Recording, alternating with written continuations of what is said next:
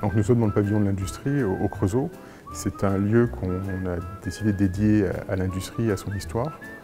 Alors nous sommes un centre d'interprétation qui a pour mission d'accueillir le grand public et les scolaires pour leur expliquer ce qu'est l'histoire industrielle du Creusot, mais aussi l'industrie d'aujourd'hui. Donc on a pris le parti de raconter cette histoire industrielle et l'industrie d'aujourd'hui en 5 étapes. La première étape autour de 2 grands plans en relief qui présentent l'industrie, la situation industrielle en 1836 et en 1900.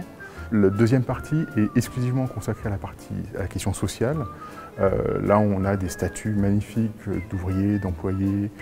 On a aussi les bustes des Schneider, les maîtres de forge du Creusot. Ensuite, on raconte la partie sur les savoir-faire, sur la formation et sur la recherche, éléments essentiels de cette industrie. Donc pareil d'hier et d'aujourd'hui. On est toujours sur ce renvoi hier et aujourd'hui. Et ensuite, l'avant-dernière partie est consacrée aux productions et au marché.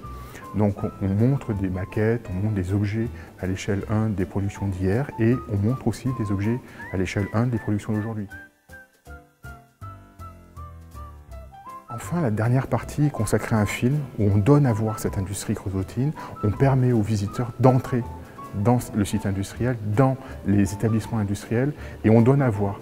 On n'a pas cherché à expliquer puisque les explications sont données sur la tablette. Le film, il est là pour vraiment donner à voir et, si possible, à émouvoir le visiteur parce qu'on est sur une industrie qui est grandiose, avec une aciérie où on a la coulée d'acier, avec des fabrications qui sont vraiment extraordinaires à voir. Et c'est donc la dernière partie qui est dédiée à l'industrie d'aujourd'hui. L'idée, c'est vraiment de montrer aux gens que l'industrie a sa place dans le paysage économique français, qu'il y a des métiers pour les jeunes dans l'industrie. Parce que la grosse problématique qu'on a aujourd'hui, c'est que les industriels n'arrivent pas à recruter parce que les gens ne sont pas formés pour l'industrie.